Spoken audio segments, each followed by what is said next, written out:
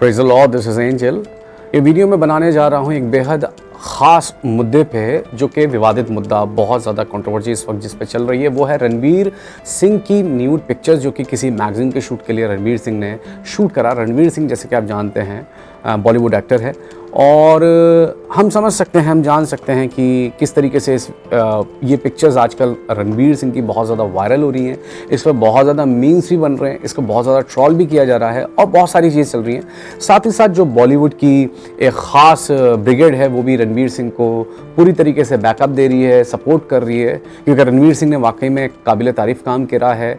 इस फ़ोटो से शायद कई नंगों को शायद कपड़े मिल जाएंगे, कई भूखों को खाना मिल जाएगा। एक बहुत बड़ा इंसानियत के खातिर रणवीर सिंह ने एक ऐसा कारनामा किया है, इसलिए बॉलीवुड जो है उसको इस चीज़ के लिए शाबाशी दे रहा है, उसे ब्रेव बोल रहा है, उसे बहुत कुछ बोल रहा है।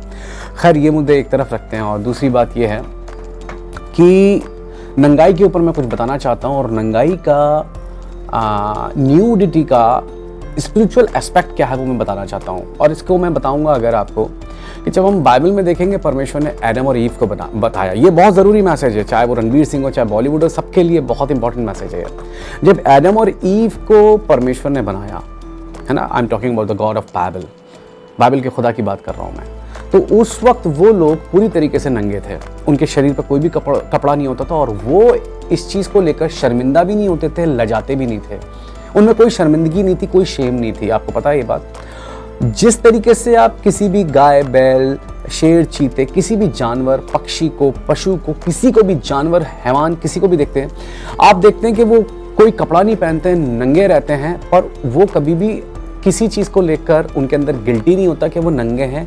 कभी भी उनके अंदर इस चीज़ को लेकर शर्म नहीं आती। एग्जैक्टली एडम और ईव भी ऐसे ही रहते थे अदन के बाग में, बागे अदन में, अदन की वाटिका यानी गार्डन ऑफ ईडन में, बिल्कुल कपड़ों के बगैर, और बिल्कुल जैसे जानवरों के अंदर ये एक इनोसेंस होता है, वो भी बिल्कुल भी इस चीज़ को लेकर शर्मिंदगी महसूस नहीं करते थे, शर्मिंदा नहीं होते थे कि वो नंगे हैं।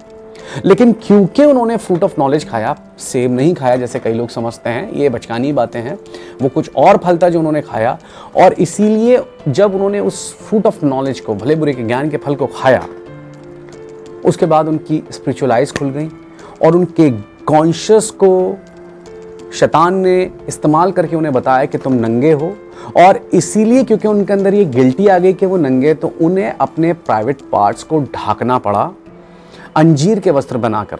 अंजीर के पत्तों से उन्होंने कपड़े बनाए, जिससे उन्होंने अपने लंगोट बनाए। मतलब पूरी बॉडी कवर नहीं करी, एक कुछ अहम पार्ट्स को कवर करा, जिन्हें आप कह सकते हैं उनके प्राइवेट पार्ट्स, जिनको कवर करना उन्हें लगा कि बहुत ज़रूरी है, क्योंकि वहीं से गुनाह हुआ था, तो उन्होंने उन्हीं चीज़ों को कवर करा। इस बात को समझिएगा। और हुआ क्या, जब परमेश्वर उनसे मिलने आए उस गार्डन में, तो परमेश्वर ने आदम को हमेशा की तरह आवाज़ दी, पर आदम के अंदर गिल्टी कॉन्शियस था और उसने बोला, मैं सामने नहीं आ सकता क्योंकि मैं नंगा हूँ। परमेश्वर समझ गए कि इसने फल खा लिया है, जिससे इसकी नॉलेज वाली आंखें खुल गई हैं, ये अब गुड और एविल को जानता है, और ये गलत हुआ। वरना जानवरों की तरह वो भी रहता, यानी कि उसके अंदर ये इनोसेंस रहती, उसके अंदर कभी गिल्टी नहीं होती, पर शैतान ने उसके अंदर गुनाह को डाल के उसके अंदर उसके ज़मीर को पकड़ लिया। और नेचुरल सी बात है, अब उस गार्डन में ब्लेम गेम चलने लगा। एडम ईव के ऊपर इल्ज़ाम लगाने लगा, ईव जो है हवा, उसने सांप के ऊपर इल्ज़ाम लगा दिया, और ये ब्लेम गेम चल रहा था। किसी ने भी माफ़ी नहीं मांगी और किसी ने भी अपनी गलती नहीं मानी। नतीजा यही हुआ, जब हम गलती नहीं मानते, माफ़ी नहीं मांगते, तो सज़ा भी भुगतनी पड़ती है, कॉन्सिक्वेंसेस को भी देखना पड़ता है। इसलिए चाहे कोई भी गलती हो जाए, आप परमेश्वर के सामने, खुदा के सामने उस चीज़ को माने, और परमेश्वर के पास उस चीज़ का रास्ता है, उस चीज़ का सोल्यूशन है, बजाय इसके कि आप अपने आप को जस्टिफाई करने की कोशिश करें, सही साबित करने की कोशिश करें। अंजीर के वस्त्रों से जब उन्होंने अपने आप को ढाका, परमेश्वर को पता था ये अंजीर के वस्त्र जो हैं टेम्परेरी, केवल एक जुगाड़ है, जो आज नहीं तो कल सूख जाएंगे। इसलिए परमेश्वर ने उनको चमड़े के अंग रखे दिए, ट्यूनिक्स दिए काय के, लेदर के, जो कि एक परमानेंट एक सोल्यूशन था उनकी नंगाई को ढाकने के लिए। वरना वो नंगे रहते तो शैतान हमेशा उनके नंगेपन को ढकता रहता। मान लीजिए किसी एक्टर से एक्सीडेंट हो जाता है और किसी लोगों को वो मार देता है, और वो मान लीजिए एक चैरिटी खोल देता है, एक एनजीओ खोल देता है, जिससे वो चैरिटी कर रहा है। क्यों? क्योंकि उसका एक नंगाई एक्सपोज है कि इसने लोगों को मारा, तो उसे चैरिटी करनी पड़ेगी। अपने, इसे कहते हैं अंजीर के वस्त्र, अपने खुद के कामों से, अपने खुद के बनाए हुए धर्म से अपनी नंगाई को ढाकना, कि मैं नंगा नहीं, क्योंकि नंगाई दिख चुकी है। लेकिन वो पत्ते सूख जाते हैं जो आपके खुद के बनाए हुए जुगाड़, कर्म कांड और धर्म में आपकी नंगाई नहीं छुपा सकते। इसलिए परमेश्वर ने क्या करा, उन्हें लेदर की क्या दिए, कोट्स दिए, जिससे उनकी नंगाई ढकी गई, जो कि यीशु मसीह की कुर्बानी दिखाता है। क्योंकि यीशु मसीह को बाइबल में खुदा का बर्रा यानी मेमना बोला गया है, जिनके जरिए हमारी नंगाई खुदा के सामने ढकी गई है। ये बात याद रखिएगा। तो हमारी स्पिरिचुअल नंगाई को भी ढका गया है। कैसे?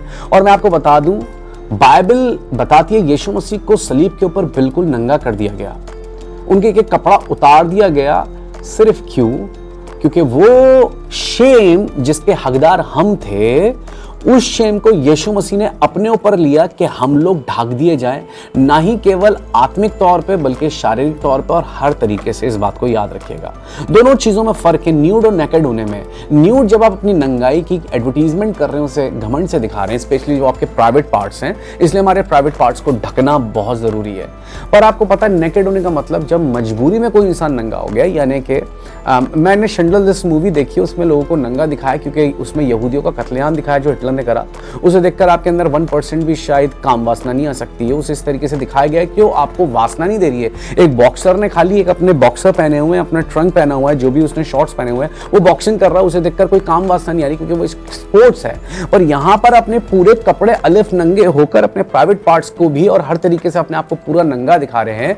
किस लिए? क्योंकि आप कहीं ना कहीं क्या कर रहे हैं, लोगों को गलत मैसेज कर रहे हैं, जिससे यंगस्टर्स इंस्पायर हो और वो भी ऐसा करने की कोशिश करें, और वो भी क्या करें, किस तरीके से इस गलत ट्रेंड को प्रमोट करें, नंगाई को प्रमोट करें, और इससे लोगों की वासना को भड़काई जाए। लेकिन यीशु मसीह को नंगा किया गया इसीलिए किया गया कि हम ढक दिए जाएं, ना ही केवल शारीरिक आत्मिक तौर पे, स्पिरिचुअल तौर पे हमारी नंगाई को, हमारी न्यूडनेस को ढका गया है, हमारी नंगाई को ढका गया है। पर प्रभु ने यह भी वायदा किया है कि जब तुम मैदान की घास को देखते हो, उन सोसनों को, लिली फ्लावर्स को देखते हो, उनको देखो। जब सुलेमान यानी कि बाइबल में किंग डेविड के जो बेटे सोलोमन हुए, किंग सोलोमन जो दुनिया के सबसे रईस इंसान हुए हैं, वो भी जब अपनी पूरी ग्लोरी, पूरे फेम में था, उन जैसे कपड़े नहीं पहना था। तो परमेश्वर बताने की कोशिश कर रही है, फूलों को देखो, इनके कॉम्बिनेशंस देखो, जो घास के फूल होते हैं। सोलोमन भी ऐसे कॉम्बिनेशंस, ऐसे खूबसूरत कलर्स के, ऐसे फैब्रिक्स के कपड़े नहीं पहन पाया जिससे परमेश्वर घास को ढकते हैं। तो प्रभु बताने की कोशिश ये कर रहे हैं, तुम इनसे भी अच्छे कपड़े पहन सकते हो। परमेश्वर ने तुम्हारे लिए इनसे भी अच्छे फैब्रिक्स, इनसे भी अच्छे तुम्हारे लिए डिजाइन और कलर कॉम्बिनेशंस रखे हैं। यानी हमारे लिए दोनों तरीके से हमारी नंगाई को ढकने के लिए परमेश्वर ने प्रोविजन किया है। यानी कि हमारी शारीरिक नंगाई को ढकने के लिए भी उनका वायदा है कि हम बेस्ट से बेस्ट पहनाना चाहते हैं, और हमारी स्पिरिचुअल जो नंगाई है उसे भी प्रभु ने ढक दिया है अपने बेटे यीशु मसीह के वसीले से। इसलिए जो दंड हम पे आना था, नंगे तो हम थे आदम में, क्योंकि आदम नंगा हुआ, आदम ने गुनाह किया तो हम भी हो गए, और हमारे अंदर भी गिल्टी कॉन्शियस है। तो इसीलिए वो चीज भी यीशु मसीह के सैक्रिफाइस के थ्रू हमारी ढक दी गई, और हम परमेश्वर के सामने नंगे नहीं है कि शैतान दोष लगाए कि ये नंगा, इसने गलत किया, ये गुनहगार है।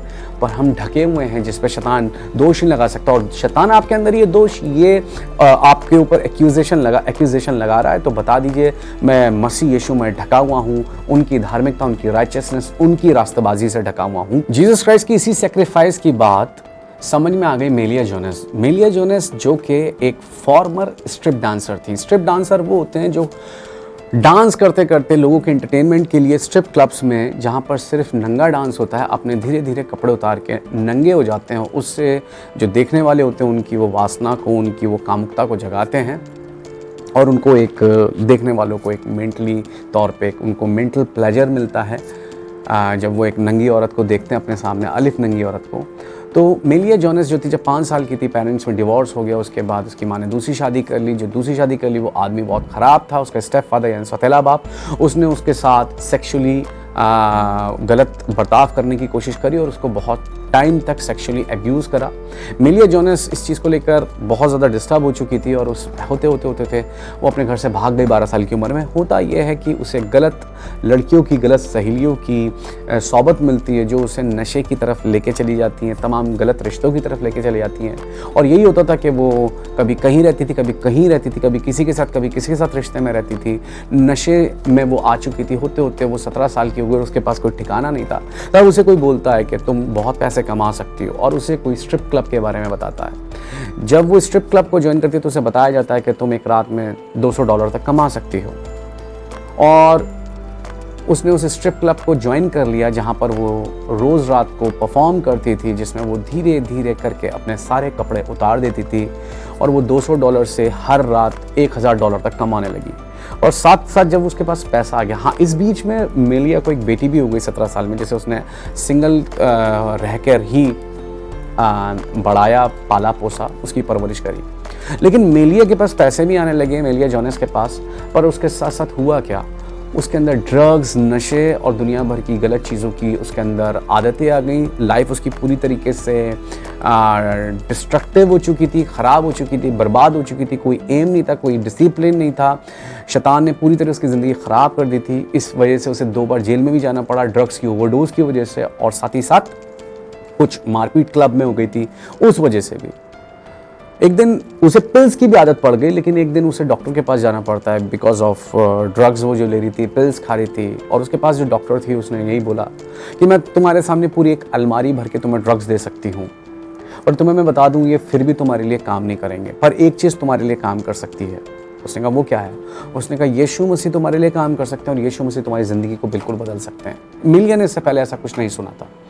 उसने कहा करना क्या पड़ेगा? उसने कहा बस मेरे साथ चर्च चलो, एक बार जीसस ने क्या करा हमारे लिए वो जानो, और जो बात मैंने आपको बताई ना, जीसस का सेक्रीफाइस, जो सज़ा हम पे आनी थी वो उन पे आ गई।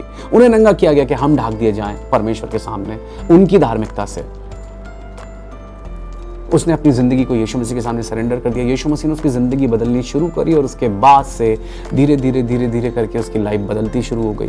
ऐसे में वो कई ऐसे लोगों से मिली थे जो गे थे, जिन्होंने अपना सेक्स चेंज करवा दिया था, और देखा उन लोगों को बहुत फ्रस्ट्रेटेड लाइफ जीते हुए, जिन्होंने सेक्स सर्जरी करवा ली थी, सेक्स चेंज सर्जरी। उन लोगों के अंदर फ्रस्ट्रेशन था कि हमने सर्जरी करवा के बहुत बड़ी गलती कर दी। ऐसे कई लोगों से मिली, लेकिन मेलिया ने देखा कि उसके ऊपर परमेश्वर का बहुत ग्रेस है कि वो उस गंदगी से निकल पाई। मेलिया के पास एक बहुत अच्छा आज हस्बैंड है, 2 बहुत हेल्दी बच्चे हैं, और यीशु मसीह की खुशखबरी वो सारी दुनिया को बताती है और बताती है किस तरीके से यीशु मसीह ने उसकी ज़िंदगी को बदला। जब तक उसकी ज़िंदगी में यीशु मसीह नहीं थे, पैसा ज़रूर था, लेकिन ज़िंदगी बर्बाद हो चुकी थी नशे से, ड्रग्स से, और दुनिया भर की आप जानते हैं हाइपर सेक्सुअल हो चुकी थी वो। बट साथ ही साथ जब प्रभु उसकी ज़िंदगी में आए तो उसकी ज़िंदगी बदल गई, और आज वो लोगों के लिए एक बरकत है, ब्लेसिंग है, लोगों खिदमत करती है, लोगों को बताती है कि उसकी ज़िंदगी में यीशु मसीह ने कैसे काम करा, कैसी उसकी बिगड़ी हुई ख़राब ज़िंदगी को प्रभु ने बदल दिया। और वो यही काम आपके लिए कर सकते हैं, चाहे वो बॉलीवुड के एक्टर्स है, कुछ भी इनके पास डायरेक्शन नहीं है, पैसा तो है। जब विल स्मिथ ने क्रिस रॉक को, जो कि स्टैंड अप कॉमेडियन है, उसने विल स्मिथ की वाइफ के बालों का मजाक उड़ाया, जो कि एक बीमारी की वजह से उसके बाल उतर गए, तो विल स्मिथ ने उसे थप्पड़ मारा और विल स्मिथ ने ऑस्कर भी जीता। तो डेंजल वॉशिंगटन ने विल स्मिथ से एक बात करी और उसे समझाया। उसने कहा जब आप सबसे ऊंचाई पे होते हो, सबसे कामयाबी के टॉप पे होते हो, तभी शैतान आपको आकर पटकता है, या तभी वो आपको आएगा टेस्ट करने के लिए, या आपको गिराने के लिए, आपका जिससे डाउनफॉल हो जाए। क्योंकि वो ऑस्कर जीता, वो उसकी कामयाबी की बुलंदी थी विल स्मिथ की, और वहीं पर उससे एक ऐसी हरकत हो गई पब्लिकली, उसने थप्पड़ मार दिया, जबकि वो स्टैंड अप कॉमेडियन की गलती थी इसमें, उसे किसी बीमारी का मजाक नहीं उड़ाना चाहिए था। ठीक इसी तरीके से मैं आपको बता दूं, चाहे वो कोई भी सेलिब्रिटी हो, एक्टर हो, कोई भी हो, जब हम अपने सबसे ऊंचे मकाम पे होते हैं, वहीं पर शैतान लोगों की बुद्धि भ्रष्ट कर देता है। उनसे वो कुछ ऐसी ऊट पटांग हरकतें करवाने लगता है, क्योंकि उनकी लाइफ उनके कंट्रोल में नहीं है। डीमंस उनकी लाइफ को कंट्रोल कर रहे होते हैं, उनकी लाइफ में डायरेक्शन नहीं है, क्योंकि अभी परमेश्वर अभी सेवियर, अभी जीसस उनकी लाइफ में नहीं आया। पर जैसे जीसस उनकी लाइफ में आते हैं, वहीं से उनकी ज़िंदगी का अंधेरा एक रोशनी बदलना शुरू हो जाता है, और चीज़ें वहीं से बदलनी शुरू हो जाती हैं, और वहीं से एक डिफरेंस आना शुरू हो जाता है। जैसे कई ऐसे अच्छे एक्टर्स की टेस्टिमनी है, बॉलीवुड हॉलीवुड एक्टर्स की, जिनकी ज़िंदगी को यीशु मसीह ने बिल्कुल बदल दिया। और आज मेलिया जोनास भी उसकी जीती जागती उदाहरण है, जो नंगी होती थी, पर उसे समझ में आ गया कि सलीब पे किसी को नंगा किया गया था कि मैं ढाकी जाऊँ, तो वो ढाकी गई। तो इसीलिए स्पेशली हमारे प्राइवेट पार्ट्स होने ढकने बहुत ज़रूरी हैं, और गलत चीज़ों को लेकर इंस्पायर ना हो। स्पेशली सेलिब्रिटीज़ ऐसी ऊट पटांग हरकतें जानबूझकर करते हैं इंस्टाग्राम पे या दूसरी सोशल नेटवर्किंग पे। उसकी वजह ये है, अभी आपने देखा होगा कि आमिर खान की बेटी ने भी केक काटा और इंस्टाग्राम पर उन फोटोज़ को डाल दिया। केक काटना गलत बात नहीं था, पर वो 2 पीस बिकनी पहनकर केक को काट रही है। ये लोग जानबूझकर ऐसा करते हैं जिससे कंट्रोवर्सी क्रिएट हो। कंट्रोवर्सी जब क्रिएट होगी तो उनका सुर्खियों में नाम आएगा, और सुर्खियों में नाम आएगा तो वो ज़्यादा मशहूर हो पाएंगे, लोग उनको उनके नाम से जान पाएंगे। तो जब इंस्टाग्राम पे कुछ भी आप ऐसी चीज़ें देखते हैं या दूसरी सोशल नेटवर्किंग साइट्स पे, तो याद रखिएगा उसकी एक इनकी इंटेंशनल वो क्या होती है, वजह होती है, जिससे वो चीज़ कंट्रोवर्सी क्रिएट हो, वो न्यूज़ में आए, हेडलाइंस में आए, और कुछ दिन तक कम से कम हेडलाइंस को या न्यूज़ को डोमिनेट कर सकें, वो कहीं ना कहीं सुर्खियों में छाए रहें। उसके लिए वो नंगे भी होते हैं, उसके लिए वो सोशल नेटवर्किंग पे भी क्या कहते हैं कुछ ऐसी चीज़ों को वायरल करते हैं जानबूझकर विवादित, जिससे उन्हें पता है ऑलरेडी कैसे विवाद होगा। तो गलत बातों से इंस्पायर ना हो, अच्छी बातों से इंस्पायर हो और अच्छा एग्जाम्पल बने लोगों के लिए। God bless you.